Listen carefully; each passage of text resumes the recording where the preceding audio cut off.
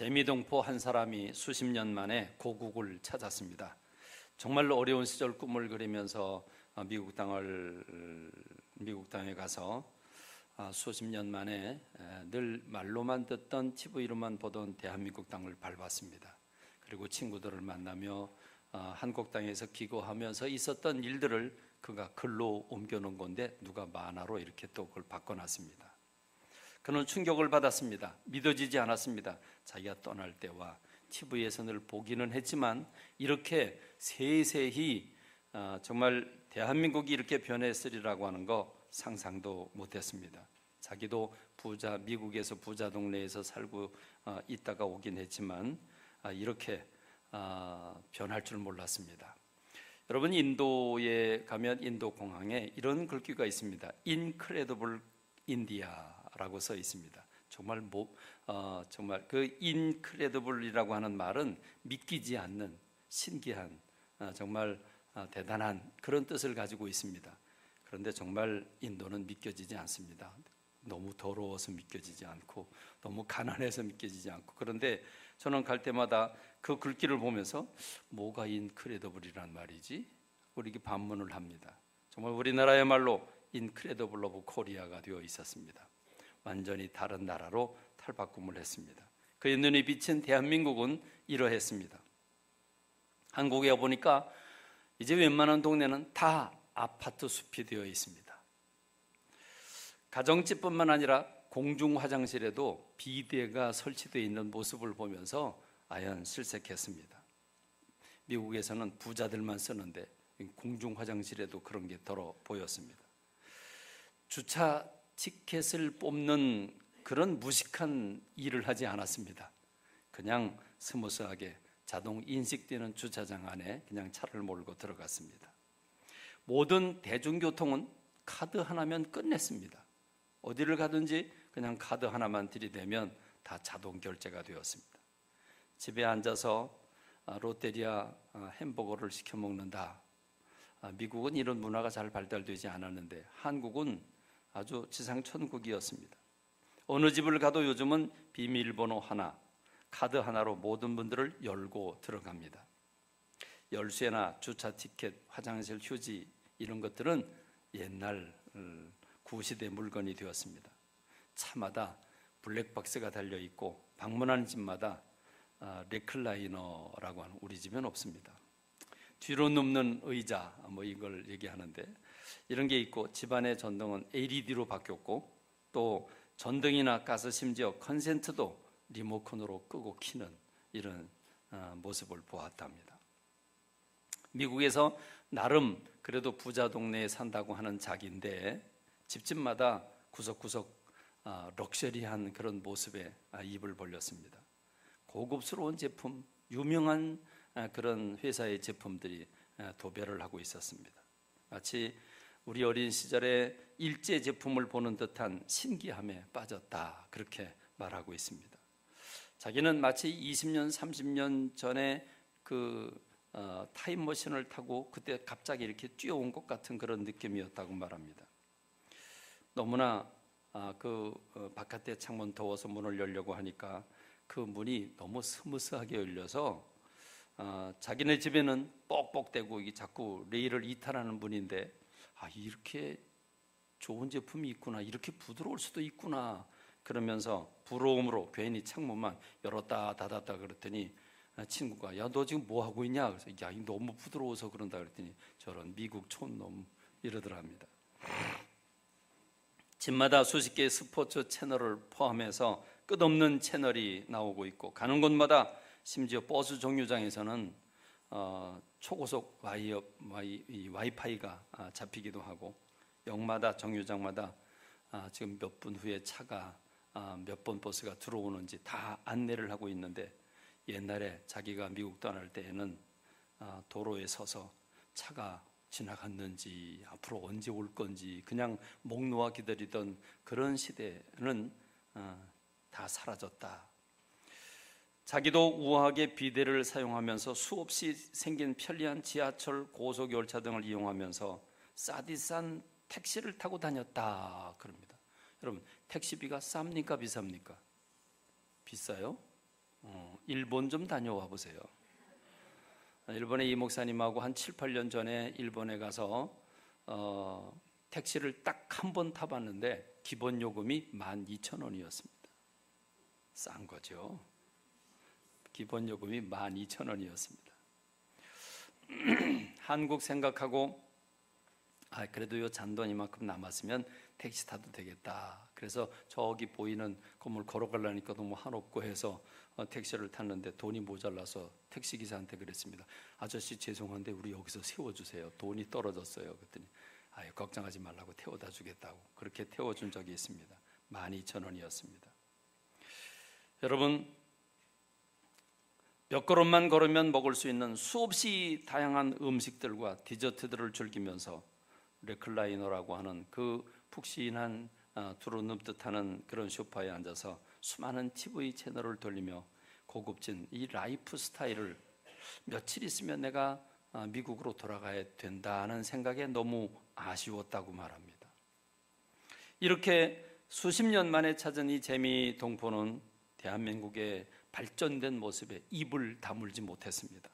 정말이지 천국이 다 됐다고 생각을 했습니다. 그런데 이 미국 동포가 느끼는 것은 만나는 사람마다 한국에서 사는 게 얼마나 힘든지 아냐? 전셋값이 얼마나 비싼지, 정치는 얼마나 헛짓을 하고 있는지, 아이들 교육시키기는 얼마나 힘든지 만나는 사람마다 우리들은 지금 지옥에 살고 있다고 다들 말들 하더라는 겁니다. 그런데 이 재미동포의 눈에 비친 이 한국 사람들은 돈이 없다고 말은 하면서 땅이나 주식 투자 안 하는 친구들이 거의 없더라. 고급차 한 대씩 안 가지고 있는 사람이 없고 아이들 스포츠나 과외 안 시키는 사람들이 없더라. 같은 가격인데 자기 집이나 여기나 같은 가격인데 자기 집보다 방은 2배가 많고 연이자도 2%대인 모기지를 가진 그곳에서 전세라는 훌륭한 시스템을 통해서 매달 이자도 안 내고 살 수 있는 대한민국 사람들이 오늘도 월세로 모기지로 매달 3,000불, 4,000불을 버리면서 사는 사람들보다 행복하지 않은 이유가 뭘까? 딜레마에 빠졌습니다. 연봉이 자기보다 2배 적은 사람이 자기보다 더 좋은 차를 타고 있고 더 비싼 걸 먹고 더 편리하고 더 고급진 제품들이 가득한 삶을 살면서도 만족스럽지 않은 이유가 뭘까? 정말 이 재미동포는 정말 혼란에 빠졌습니다. 의료보험은 미국보다 10배 싸고 치료비도 10배 싸게 느껴지는 대한민국인데 같은 10불짜리, 만원짜리 밥을 먹어도 세금이나 팁이 없어서 25% 할인받는 느낌을 받는 게 대한민국의 식당이라고 그럽니다. 대부분의 사람들이 느끼는 삶은 지옥이라고, 지옥의 삶을 살고 있다고 느끼고 있는 건 이제는 갈등을 넘어서서 신기할 정도다. 50대 되면 쫓겨나야 하는 현실, 줄어드는 일자리에 대한 말들을 많이 듣지만 실제로 자기 주변의 친구들이 그렇게 잘린 친구들은 한국보다는 미국이 훨씬 많았다. 인텔에서 3,000명, 퀄컴에서 3,000명, 브로드컴에서 작년에 2,000명이 해고를 당했는데 그 엔지니어들이 직업을 잃고 몇 개월 다른 자리를 찾지 못해서 전전긍긍하는 모습들을 보고 왔는데 미국이 일자리가 더 안정된다는 이들의 말에 자기는 동의할 수 없다고 말을 했습니다. 미국 생활이 길어져서 자기가 감을 잃어버린 걸까? 살아보지 않은 자기는 외국 사람이 돼버렸으니까 오해하고 있는 걸까? 내가 못 보고 있는 다른 부분이 있는 걸까? 아마 나도 여기서 살다 보면 이들처럼 느끼게 되겠지? 그러면서 그는 공감 능력이 떨어진 상태로 오늘 많은 사람들이 불평하는 것을 자기 공감 능력이 떨어져서 그렇겠지만 도대체 이해할 수가 없었다. 그러니까 자기 눈에 비친 대한민국은 요지경이었다. 분명 천국인데 근데 사람들은 지옥이라고 느끼고 있으니 이게 요지경 아니겠냐. 이게 이해할 수 없는 일들이다.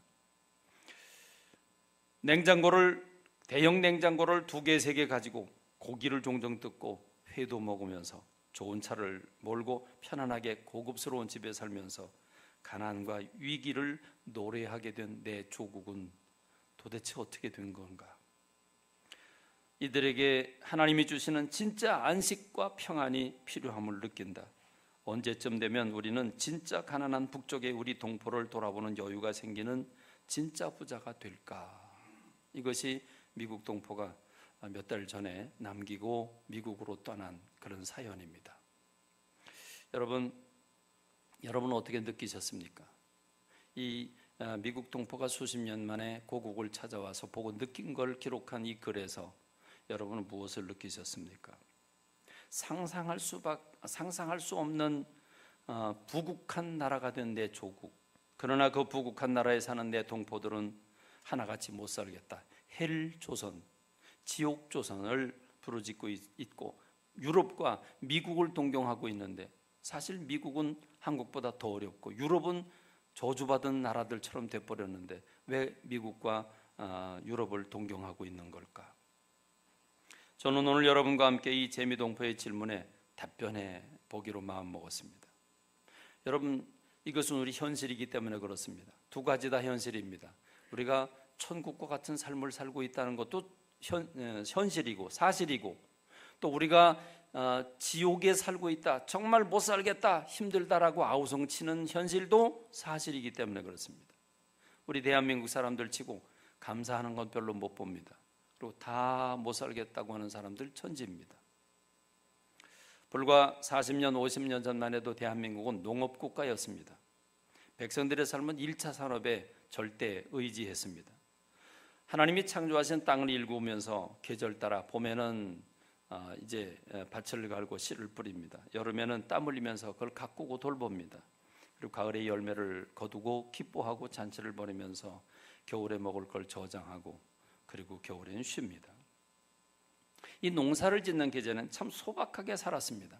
심는 대로 거두기 때문에 철 따라 제철에 음식을 먹고 철이 아닐 땐 참고 견디면서 아주 소박하게 살았습니다. 성실하게 일을 하고 그러면서 거기서 난 열매, 거짓 없는 그런 착한 삶을 살았습니다. 그러다가 장사를 하게 됐습니다. 물물교환을 넘어서서 이제는 물건을 만들고 팔면서 직업이 다양해지고 삶이 조금씩 개선됐습니다. 그러면서 빈익빈 부익부가 현저하게 일어납니다. 예전에는 땅 가진 부자들만 1%의 부자들이 부자였고 99%는 다 가난했는데 이제는 빈익빈 부익부가 너무 눈에 표가 났습니다. 그러다가 인구가 늘어나고 도시가 다닥다닥 집들을 짓고 모여 살게 됩니다. 도시는 확충되고 개발되면서 길이 닦입니다. 대단히 주택단지가 생기게 됩니다.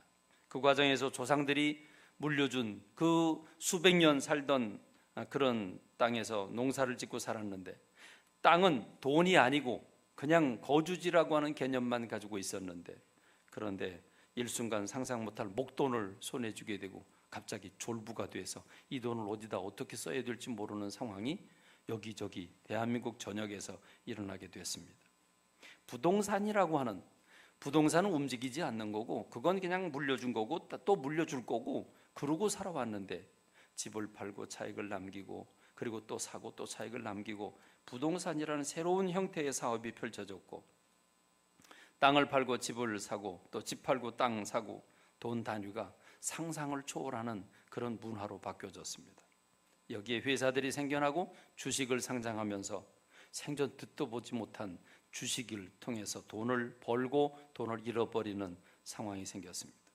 돈 없는 사람들은 복권이나 도박을 해서라도 그래서 벗어날 수 있는 이 빈자의 서름을 넘어보자고 몸부림쳐보지만 사실은 다 알거지가 되고 맙니다. 그래서 오늘 우리가 사는 세상은 요지경이 되었습니다. 이제 우리는 이 세상에서 돈 없이는 못 삽니다. 돈 없이 못 사는 게 아니라 돈이면 못할 게 없습니다. 여러분, 돈 가지고 못할 거 있습니까? 없다고 말하죠? 그 말이 맞습니까? 틀립니까? 맞아요? 틀려요? 돈으로 안 되는 게 없다. 돈으로 뭐든지 다 할 수 있다. 할 수 있어요? 없어요? 그러니까 돈으로 모든 걸 다 할 수 있다는 말은 돈이 곧 전능자라는 말입니다. 모든 걸 다 할 수 있다는 말은 전능자라는 말이죠. 돈은 전능자입니다. 그래서 돈은 이 시대의 하나님입니다. 그렇습니다. 부자들은 구태여 교회 나올 필요가 없습니다. 하나님을 모시고 있는데 뭘 교회 나옵니까? 단순한 황금 만능이 아니라 우린 돈의 왕국에 살고 있습니다. 이제는 우리 시대는 성실이라든지 노력이라든지 꿈이라든지 비전이라는 말은 이제 국어사전에서 찾아봐야 될 겁니다. 오늘 우리 시대는 흙수저냐 은수저냐 금수저냐 어떻게 태어나느냐가 중요합니다. 흙수저가 금수저가 된다는 말은 있을 수 없습니다. 그렇습니다. 반디 잡아다가 반딧불을 켜고 그리고 공부한 시절 그때나 가능했던 얘기지 지금은 불가능합니다. 삼성의 말단사원으로 들어갔다가 삼성가의 딸과 결혼을 해서 일약 스타가 됐는데 결국 도로 묵이 돼버리고 말았습니다. 그래도 이혼을 했지만 그래도 떡고물이 많이 생길 거니까 그래도 그 사람은 횡재한 거죠. 그렇습니다. 어쩌다 눈에 보이지 않는 IT라고 하는 이 정보산업에 발빠른 사람들은 히트를 치면 단 몇 년 만에 수백억 막 조를 벌어들이는 이런 시대가 됐는데 막상 거의 대부분의 사람들은 도대체 어떻게 돈을 버는 거지? 저거 어떤 방법으로 돈을 버는 거지? 상상조차 못합니다. 그래서 요지경입니다. 너무 눈에 이런 모든 일들이 막 그냥 활개치며 막 사방에서 예측할 수 없는 일들이 막 일어나다 보니까 이제는 쳐다보다가 우리도 같이 미쳤어요. 이젠 미쳐 돌아가고 있어요. 온통 거짓과 술수, 사기와 도둑 천지입니다. TV라고 하는 대중매체는 매일같이 이런 도둑놈들 보여주느라고 정신이 없어요. 여러분 TV가 뭡니까? 도둑놈들 보여주는 게 TV예요. 국민일보에 보니까 국민일보 오피니언 의견이라고 하는 이 오피니언 프로그램에 어떤 분이 이런 글을 올렸습니다. 모두가 미쳐버린 사회 이렇게 해가지고 글을 올렸는데 제가 좀 읽어드릴게요.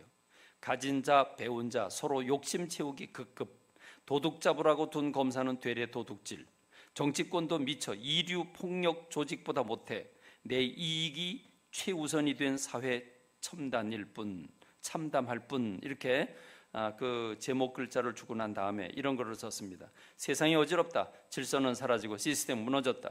온통 뒤죽박죽이다. 가진 자 배운 자부터 해먹기 바쁘다. 임자 없는 조선소는 이게 대우조선을 가리키는 것 같아요. 사장부터 도둑놈이니 곳간이 텅 비었다. 그 조선소의 국민 세금을 대주고 비리를 눈감아준 한통석이 산업은행 회장이다. 권력이 연이다 벼락출세를 했던 그는 이 정권에서 단물은 다 빨았다고 판단했는지 서별관 회의를 하는 똥물을 한 바가지 덮어 씌우고는 잠적 중이다. 이 난장판에 숟가락을 얹었던 도둑놈들은 당최 부끄러운 줄 모른다. 온통 도둑놈 천지다. 보니 그런 것뿐이다. 들통나면 그건 운이 나빴을 뿐이다. 도둑 잡으라고 둔 검사는 제가 도둑질을 했다. 욕심을 채워도 너무 더럽게 채웠다. 명색이 검사란 자가 한 도둑질이 예사 도둑질일 리가 있겠는가? 액수가 큰 건 그렇다 쳐도 교활하기 이를 데 없다. 그는 게임업체 차려 신흥갑부가 된 친구의 뒷배가 되어서 합법을 가장해 떼돈을 챙겼다. 또 다른 재벌의 범죄를 눈감아주고 대신 처남 이름으로 청소용역 회사를 차려 돈을 받았다. 이쯤 되면 검사라는 직책은 도둑질하기에 안성맞춤인 자리였을 뿐이다. 말하자면 검사가 곧 진짜 도둑놈이었다.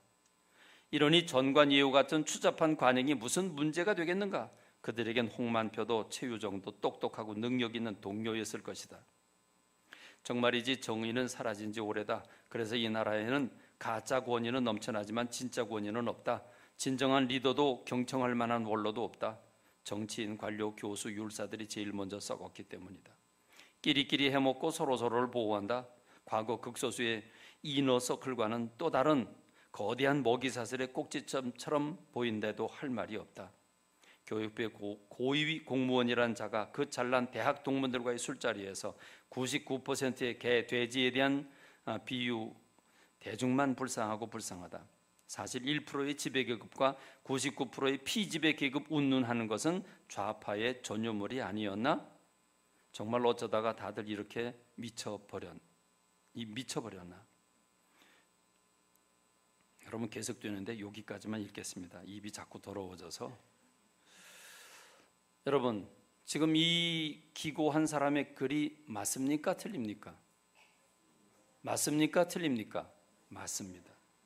그래서 우리 대한민국은 사실이기도 하고 또 그런 사실에 대해 우리 모두가 불평을 하고 있기 때문에 대한민국은 불평공화국이 되었습니다. 그래서 생각해 봤더니 저를 포함해서 나 빼놓고 모두 나쁜 놈이야. 그렇죠? 나 빼놓고 모두가 다 도둑놈이고 다 잘못됐어요. 나 빼놓고. 그래서 대한민국이 싫어졌다는 사람들이 많고 대한민국을 떠나야 한다고들 합니다. 여러분 누구 말이 옳죠? 수십 년 전에 대한민국을 떠났다가 고국 땅을 밟고 입을 다물지 못하는 이 재미교포가 본 이 땅이 천국이 되었다고 하는 그 말이 맞는 겁니까? 아니면 이 땅은 지옥이라고 말하는 사람들, 국민들의 그 지옥관념이 맞는 겁니까? 어느 게 맞는 겁니까?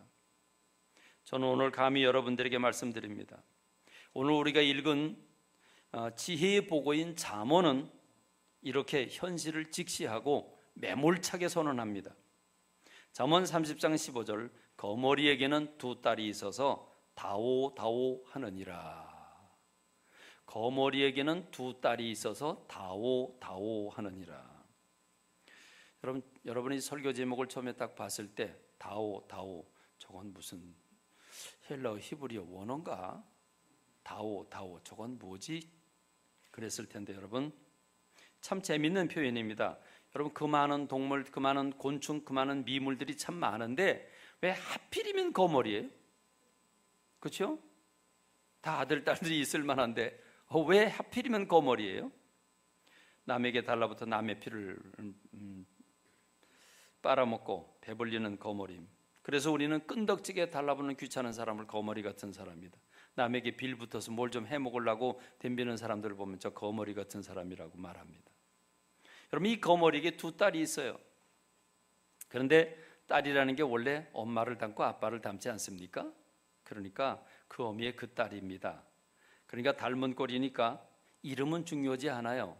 성질만 얘기하면 돼요. 그래서 이름이 두 딸이 있는데 이름이 똑같아요. 다오 다오 똑같아요. 뭐 다를 필요가 없어요. 이름 달라도 성질은 똑같으니까. 여러분 영어 성경에는 give they cry 그랬습니다. 달라 그들은 외쳤다 이렇게 말합니다. 세번역 성경에 보니까 달라 하며 보채는 딸이 둘이 있다 이렇게 표현했습니다. 문제는 달라고 보채는 사람에게는 만족감이 없다는 겁니다. 주는 사람에게는 기쁨과 희열이 있는데 만족감이 있는데 달라고 하는 사람에게는 한없이 달라고만 하기 때문에 기쁨이 없다는 말입니다. 이젠 됐다고 말할 수 있어야 되는데 그걸 못하죠. 우리 아이들 보면 압니다. 우리 아이들에게 과자를 주면 한 손으로 받습니다. 또 하나 주면 또 한 손 다른 손으로 받습니다. 과자 또 주면 어떻게 하죠? 입에 집어넣고 받습니다. 또 주면 어떻게 하죠? 내려놓고 받습니다.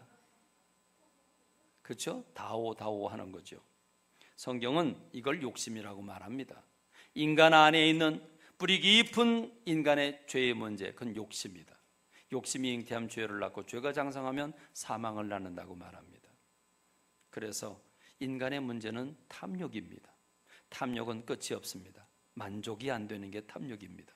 그래서 이 거머리에게 두 딸이 있는데 그 이름은 다오일 뿐만 아니라 그 뒤를 이어서 바로 족한 줄 알지 못해서 족하다 하지 않는 것 서넛이 있다.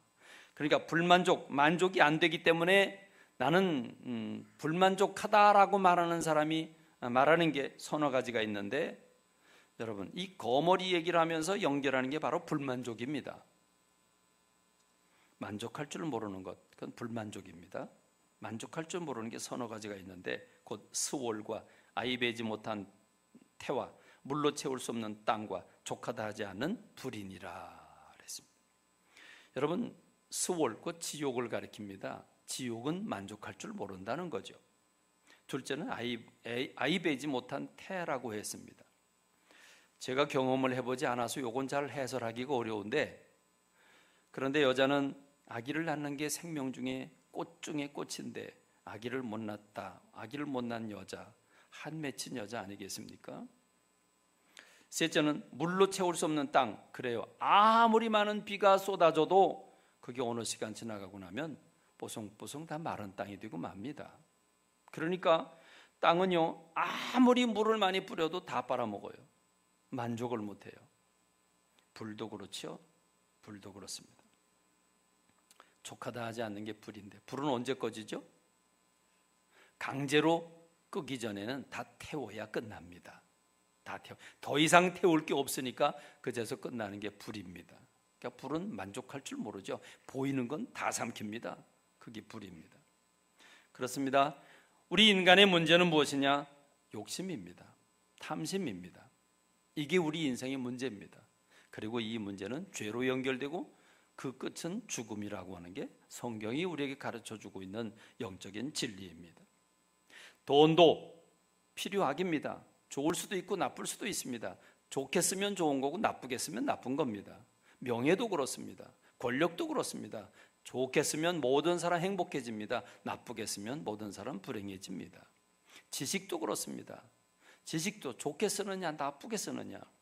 아름다움도 그렇습니다. 아름다움을 기뻐하고 감사하면 좋은데 그걸 가지고 상품하고 그걸 가지고 더 아름다워지려고 하면 끝이 없습니다.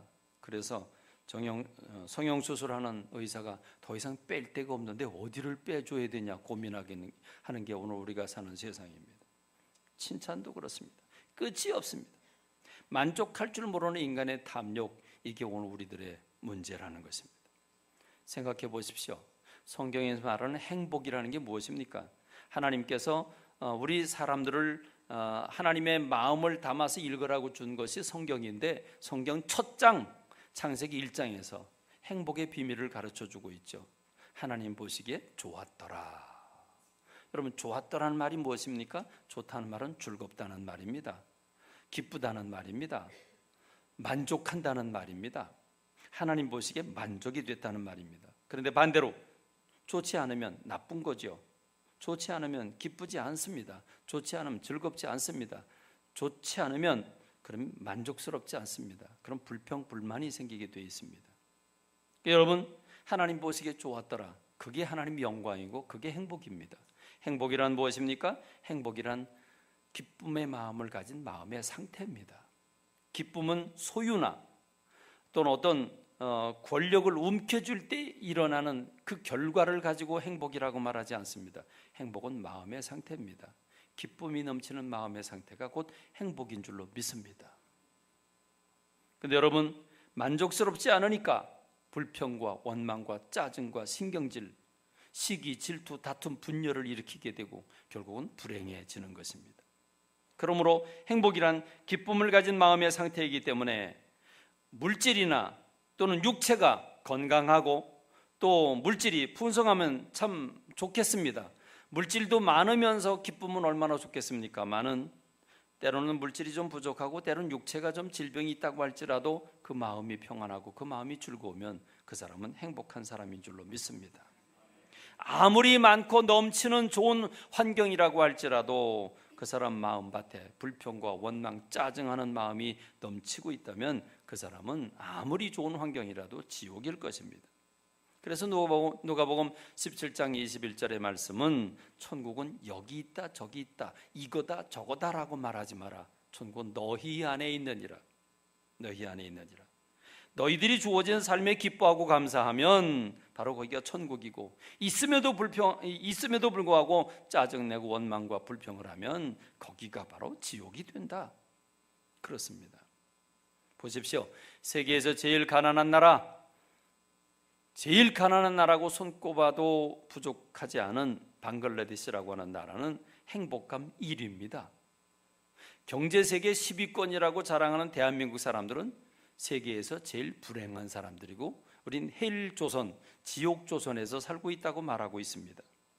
여러분, 이건 무엇을 얘기합니까? 환경이 행복하고 불행하고를 좌지우지하지 않는다라는 것을 보여주고 있는 줄로 믿습니다. 그렇습니다. 천국과 지옥은 환경이 있지 않습니다. 천국과 지옥은 만족하느냐 불만족하느냐 여기에 달려 있습니다. 다른 말로 말하면 천국과 지옥은 어디 있느냐? 짜증내는가 웃는가 그 두 사이에 있습니다. 또 다른 말로 바꿔볼까요? 신경질 내는가 아니면 평안해하는가? 또 다른 말로 바꿀까요? 원망하는가 고마워하는가? 말을 또 바꿀까요? 불평하는가 감사하는가? 여러분, 이스라엘 백성들이 광야에서 다 죽어진 원인이 무엇입니까? 원망과 불평하다 그랬습니다. 참 이상하죠? 이게 모든 이치가 말이죠. 더워요. 실제 더워요. 30도가 넘어서 실제로 더워요. 더운데 덥다고 짜증내면 점점 더 더워져요. 배고파요. 배고픈데 배고프다 그러면요 미치고 환장할 것 같아요. 추워요. 추운데 춥다고 그러면요 뼛속까지 시려져요. 근데 추워요. 칼바람이 불어요. 어깨 딱 펴고 시원하다 그럼 진짜 시원해져요. 맞아요, 틀려요? 맞아요, 틀려요? 맞습니다. 더워도 견딜만 하네 그러면요 견딜만 해져요. 더위도. 뭘 덥다고 그래요. 덥기는 인도는 50도를 육박하는데 더워서 데워 죽는데 너무 꾀부리지 맙시다. 조선 숙종 임금은 밤중에 미복 차림으로 백성에 사는 형편을 몰래 살피려고 미행을 자주 다녔다고 그럽니다. 참 좋은 왕이네요. 어느 날 밤에 허름한 오두막집을 지나가게 됐는데 웃음소리가 만발을 합니다. 그래서 뭐가 저렇게 좋을까? 그리고 뭐가 좋은지 집을 기웃거리면서 들여다봤습니다. 그때 방 안에 보니까 수염이 허연 할아버지가 새끼를 꼬고 있었고 올망졸망한 아이들은 짚을 고르고 있었고 할머니는 빨래를 밟고 있었고 부인은 옷을 입고 있었습니다. 분명히 가난한 집안이었습니다. 가난한 집안인데 웃음소리가 들리는 겁니다. 그래서 들어가 봤습니다. 사는 형편이 무척 어려워 보이는데 뭔 좋은 일이라도 있습니까? 바깥에서 들으니까 웃음소리가 너무 자자하게 들립니다. 그랬더니 그 할아버지가 이렇게 얘기를 합니다. 우리가 이렇게 살지만 그럼에도 불구하고 빚도 갚고 있고 저축도 하고 사니 어찌 즐겁지 아니하겠는가 그랬답니다. 그래서 궁궐로 들어온 숙종은 도대체 금방 쓰러질 것 같은 저 오두막에 사는데 도대체 돈을 어디다 땅속에 어떻게 숨겨놓고 저렇게 기뻐하는가. 그래서 신하를 시켜가지고 다 조사해보라 그랬습니다. 우리말로 말하면 주식이 얼마나 있는지 통장에 돈이 얼마나 있는지 건축물 대장 다 뒤져보고 했다는 겁니다. 근데 아무것도 없습니다. 알거지입니다. 그런데 정말 기뻐하는 거죠. 그래서 다음에 또 나와가지고 물어봤습니다. 아니 그때 그렇게 그 빚도 갚고 있고 또 그리고 저축도 하고 있다는 게 이게 무슨 말이냐? 내가 볼 땐 당신이 가난한 것 같은데 무슨 말이냐? 그랬더니 부모님이 우리에게 물려준 건 다 빚인데 부모님 공양하는 것이고 빚을 갚는 것이고 제가 늙어서 의지할 데가 없는데 바로 이 자식들이 커가지고 나를 또 붙잡아 줄 거니 저축하고 있는 거 아닙니까? 그러니 감사하지 않는가 그랬답니다. 말인즉슨 맞습니까? 틀립니까? 말인즉슨 맞습니까? 틀립니까? 이걸 가리켜서 성경은 뭐라 그러냐? 자족이라고 그러는 겁니다. 자족이라고 그럽니다. 자족, 스스로 만족하는 겁니다. 지금 우리나라가 정말 먹을 게 없어서 불평불만입니까? 정말 가난하고 환경이 열악해서 데모를 합니까? 현대나 또는 기아 등 대기업의 그 노동자들의 평균 연봉이 1억 가깝다고 그럽니다. 1억 가깝다고. 그래도 거머리에 두 딸을 닮았는지 다오 맨날 불평입니다. 물론 회사도 자꾸 못된 짓을 하니까 그럴 수도 있죠.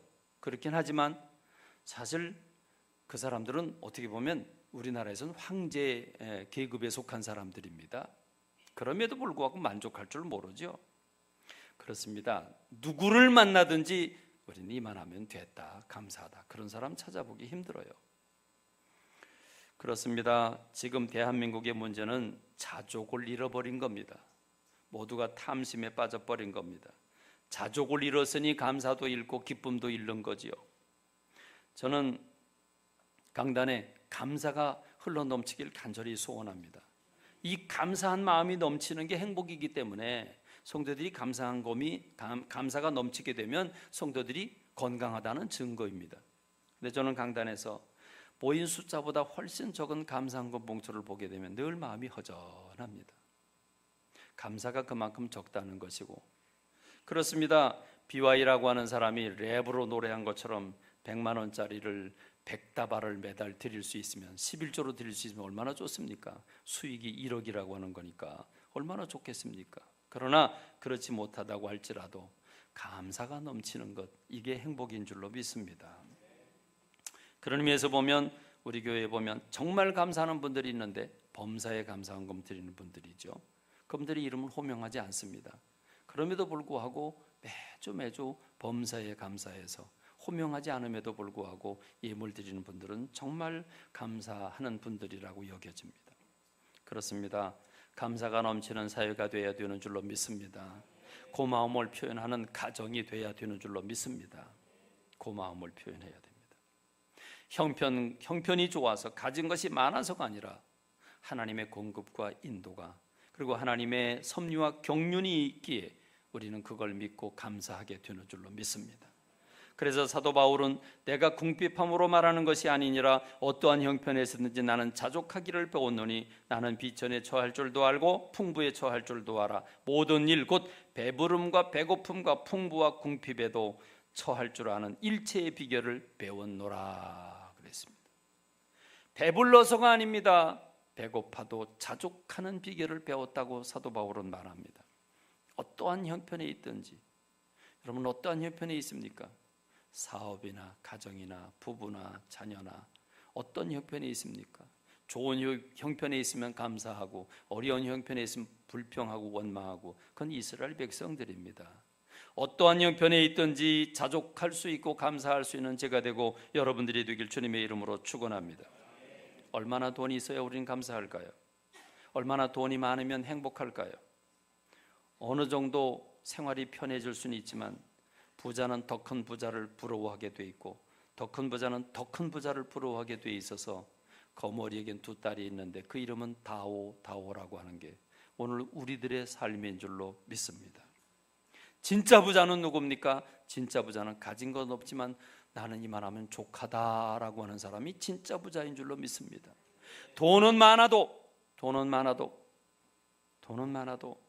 마음에 늘 뭔가 쫓기고 불안하고 불평 원망하는 사람은 부자가 아닙니다. 그렇습니다. 여러분 아침에 눈을 뜨면서 주여 감사합니다. 이 사람이 부자인 줄로 믿습니다. 때때로 여러분 이어폰을 귀에 꽂고 좋은 음악이 흘러나올 때 그 가슴이 뭉클뭉클해지고 그래도 눈물방울이라도 떨어질 수 있다면 그 사람이 바로 부자인 줄로 믿습니다. 여러분 지나가다가 꽃을 보면 발걸음을 멈추고 물끄러미 쳐다보면서 그걸 만지고 싶고 향기를 맡고 싶은 그 사람이 행복한 사람인 줄로 믿습니다. 꽃이 만발을 해도 꽃이 폈는지 말았는지 그냥 우고지상 쓰고 지나가면 여러분 그 사람은 지옥이 아니겠습니까? 살아있는 것 자체에 감사하는 사람이 돼야 되는 줄로 믿습니다. 여러분 사랑하는 가족과 함께 할 수 있다는 것 자체가 여러분 그게 즐거운 거리가 되는 줄로 믿습니다. 행복이란 어마어마한 것이 있지 않습니다. 작은 것, 그 작은 것 사소한 것에 감사할 줄 아는 것, 사소한 것에 행복해할 줄 아는 것, 그게 바로 행복인 줄로 믿습니다. 사도 바울은 내게 능력 주시는 자 안에서 내가 모든 걸 할 수 있다고 했습니다. 이 말은 하나님을 믿고 있기 때문에 전능자이기 때문에 모든 걸 다 주신다고 하는 말이 아닙니다. 주님이 주시는 범위 안에 내에서 나는 모든 걸 할 수 있다는 말입니다. 그러고 보면 우리만큼 부자는 없어요. 왜? 우리가 믿는 하나님은 전능자 아니십니까? 그 전능자가 나의 편이시고 나를 사랑하신다고 하면 우리는 정말 부자인 줄로 믿습니다. 그렇습니다. 여러분은 정말 그렇게 불행합니까? 정말 지옥에서 살고 있습니까? 정말 그렇게 아픕니까? 정말 문제가 많아서 정말 여러분 불행합니까? 저는 한 가지 정보를 여러분에게 드리길 원합니다. 요즘은 우리가 SNS 시대를 살고 있기 때문에 페이스북이나 또는 카톡이나 많은 글을 서로 주고받습니다. 그래서 많은 공유를 하죠. 근데 거기에는 사기성 있는 것도 상당히 많은데 좋은 글도 참 많은 것 같습니다. 이런 글을 며칠 전에 구역자님에게서 받았습니다. 여러분 우리 이 눈에 시신경이 망가져서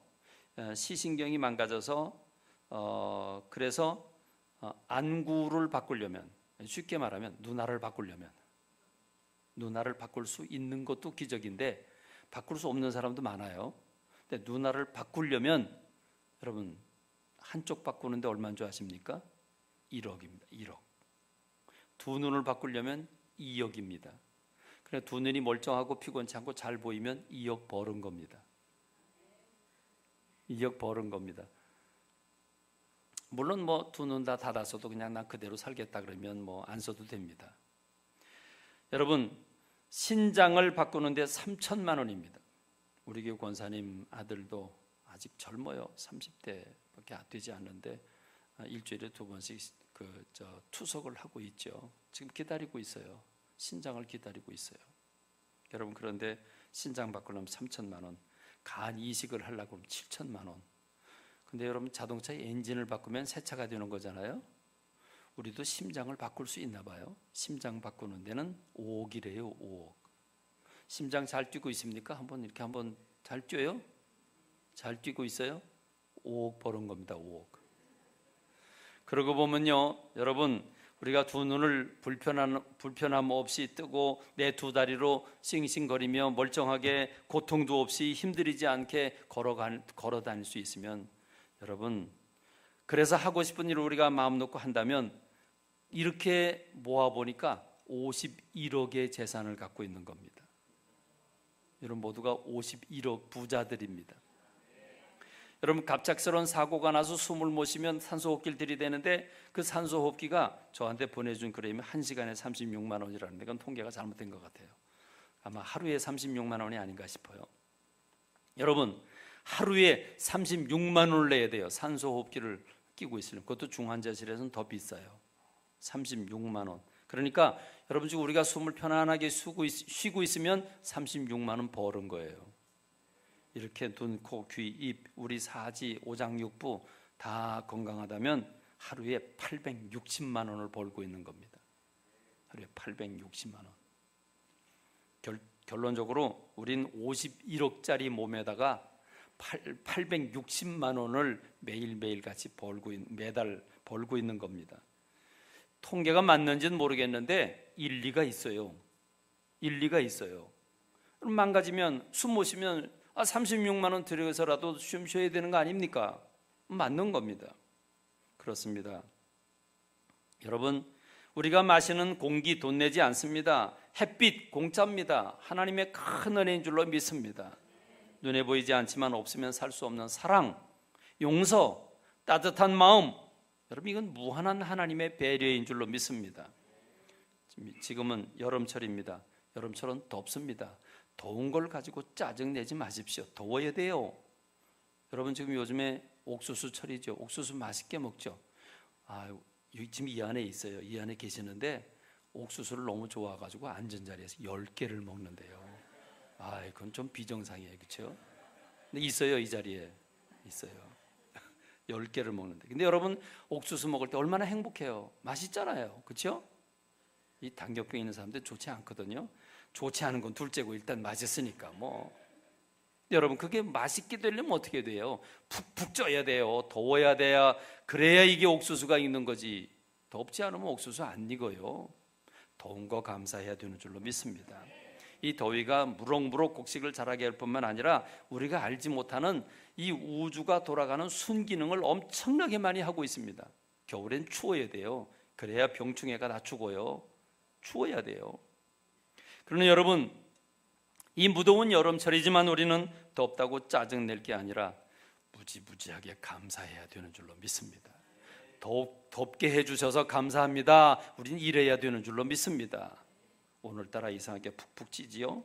어젯밤에 잠 못 잤다는 사람이 있는데 여러분 잠 못 자는 더위 감사하시기 바랍니다.